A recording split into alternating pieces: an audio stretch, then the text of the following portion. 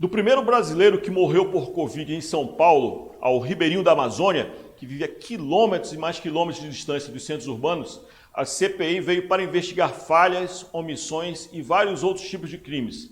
E não é um número qualquer, senhores. São mais de 606 mil mortos em pouco mais de um ano.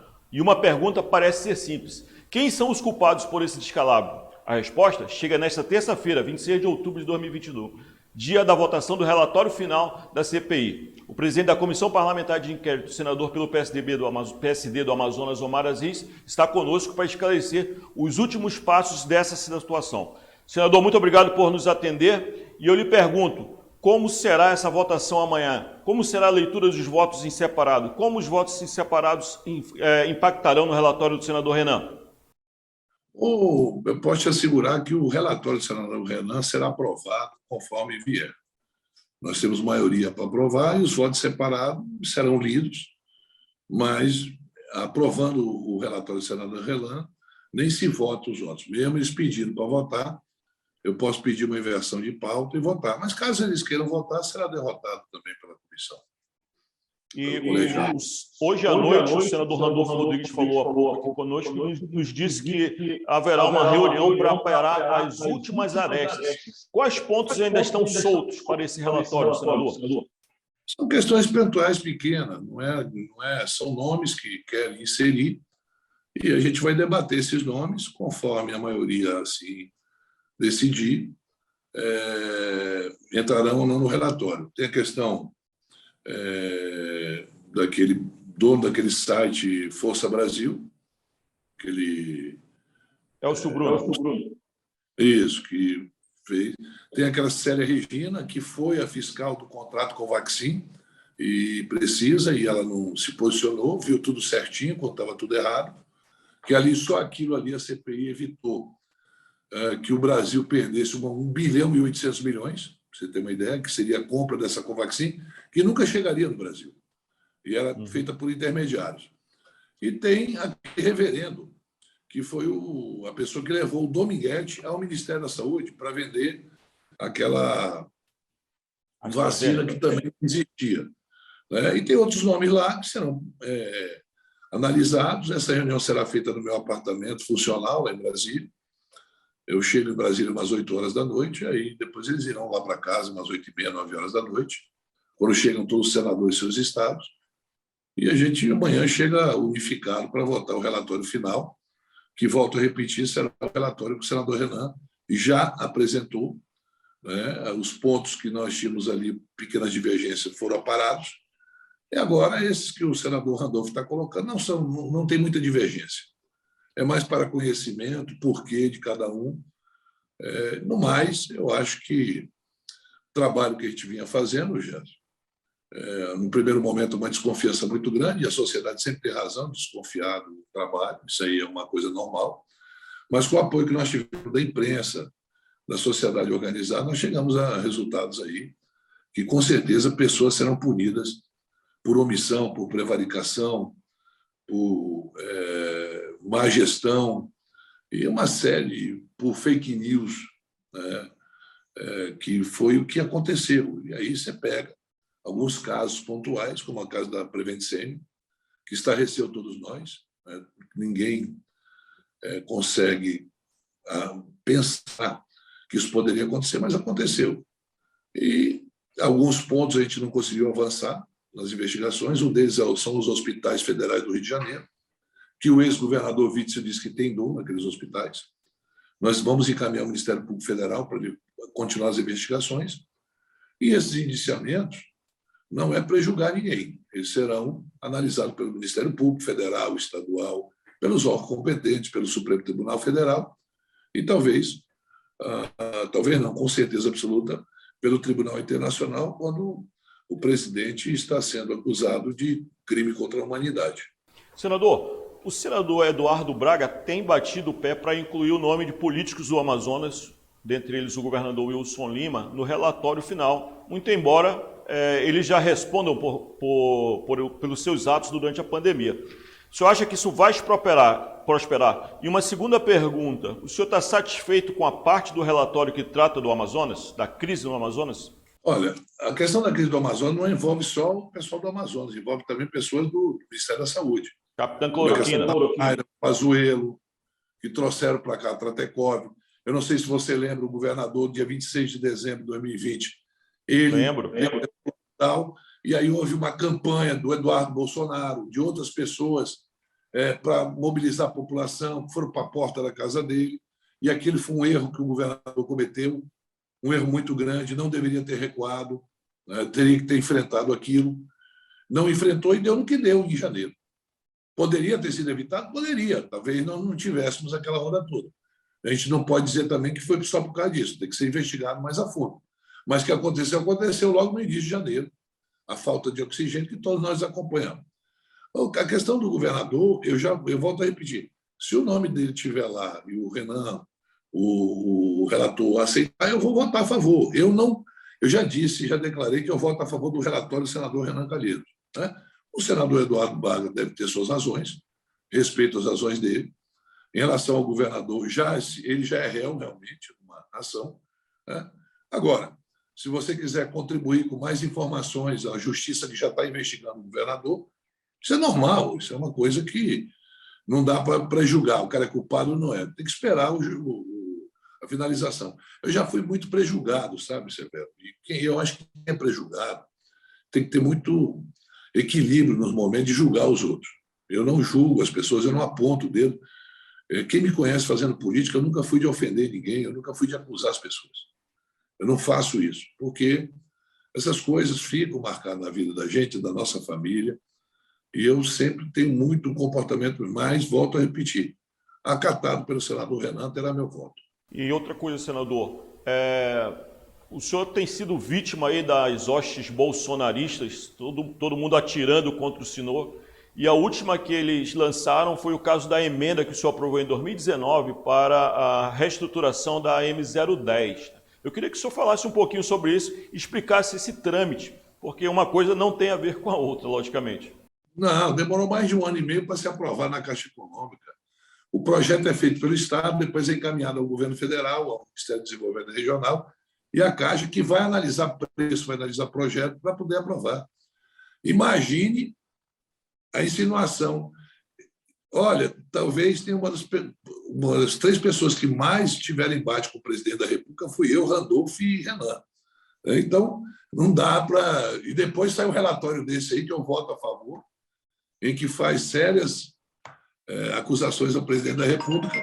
Então, essa questão aí, Gerson, não é uma questão que a gente possa levar em consideração. Isso aí é... E é a obrigação do parlamentar trazer dinheiro para o Estado. Eu, se eu puder trazer mais, vou trazer. E a obrigação do governo federal ajudar. E é uma obra estruturante. Você conhece a estrada Manaus-Itacoatiara, já? Uhum. Você sabe que aquela já perdeu muitas vidas ali. É uma obra importante, não só para Itacoatiara, mas é uma obra importante para vários municípios no entorno. Não, isso aí me deixa tranquilo. E faço aqui uma sugestão à CGU. Ela tem que fiscalizar a obra. Não é fazer a mesma coisa que fez com o governo federal, que não fiscalizou as vacinas, que não fiscalizou Precisa. E tudo isso, agora que eles estão investigando, depois que a CPI denunciou. Então, essa questão, para mim, é tranquila. É obrigação minha, do Eduardo, do Plínio, de qualquer parlamentar federal, trazer dinheiro para o Estado do Amazonas. E todos temos trazido. Tá? Eu ajudo o Estado, ajudo municípios. Todos que me procuram, eu estou à disposição como senador. Eu sou representante, não é do governador e nem dos prefeitos, sou representante do povo amazonense. Então, não vejo... Pode fazer a ilação que for. Essa emenda de 2019, assinada em dezembro de 2019, pela vice-presidente da Caixa Econômica no município de Itacoatiara, 2019, 2020, 2021. O que se prova é que está tudo certinho para eles terem liberado. Se não tivesse, imagina, eles iam dizer, olha, está errado, o Omar fez errado. Não fiz nada, não sou eu que licito, não sou eu que analiso, eu só consigo os recursos como obrigação minha. Senador, caminhando para o fim, eu lhe pergunto, depois de ter todos esses documentos, as informações que a CPI levantou, os depoimentos, o quadro geral do presidente Jair Bolsonaro, com essa última live que ele fez aí, que hoje está repercutindo em todo o Brasil, associando vacinação a casos de AIDS, o Que perfil o senhor traçou dele após tudo isso e do governo dele?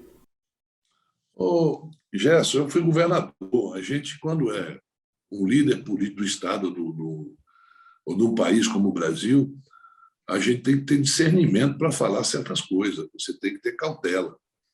O presidente, ele é movido a isso, ele é movido a fofoca, ele é movido ao que o pessoal ali no entorno dele diz na cabeça dele. Foi assim que ele criou um gabinete paralelo para controlar a maior crise sanitária que o mundo já viu. Foi ouvindo pitaqueiros. Então, veja bem, o presidente dá uma declaração dessa, ele continua insistindo naquilo que o crime contra a humanidade será cada vez tem uma prova a mais. Inclusive, acho deve ser incluído também esse negócio pelo Renan. É uma situação a mais.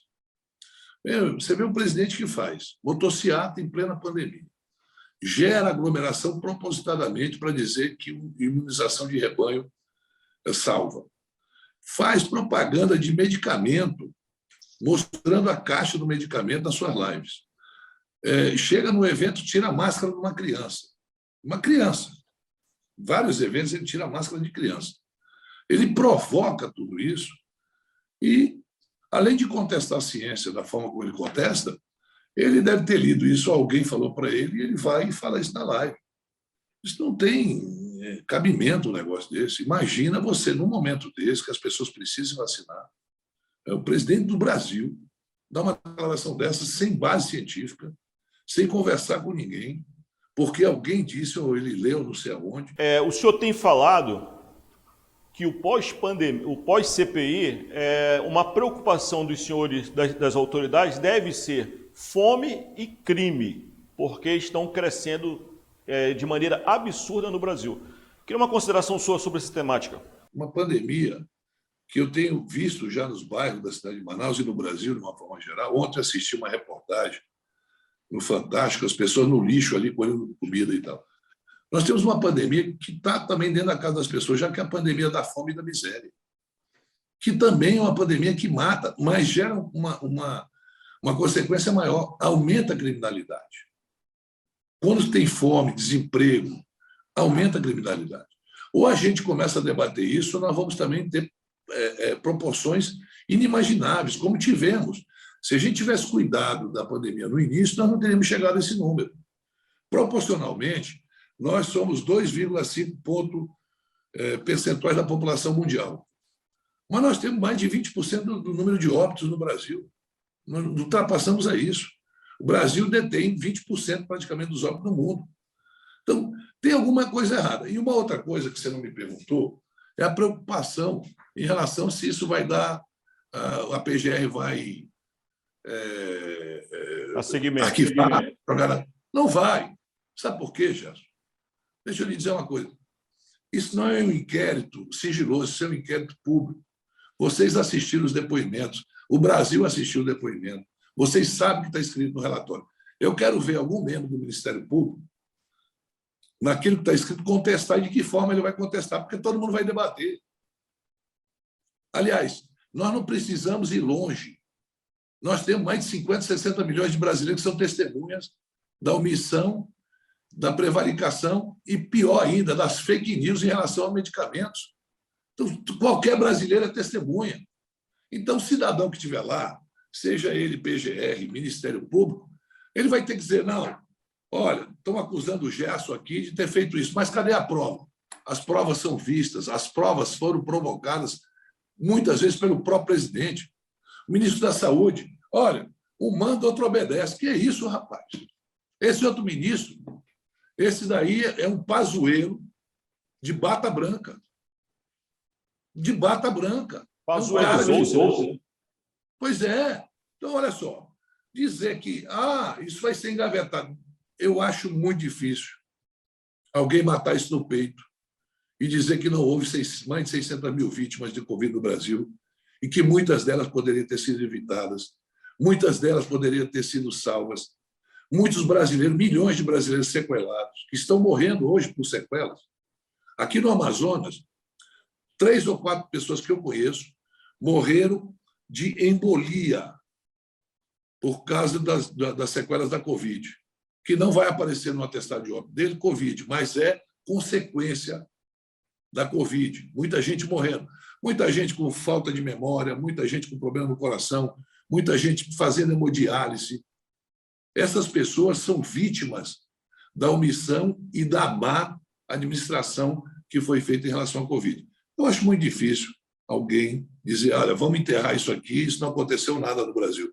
Aconteceu, e punir essas pessoas hoje é você, futuramente, sim, Deus o livre, tiver uma nova caso igual a esse, uma crise sanitária que o mundo está passando, o governante de plantão não faça essa atitude ridícula que o atual presidente está fazendo.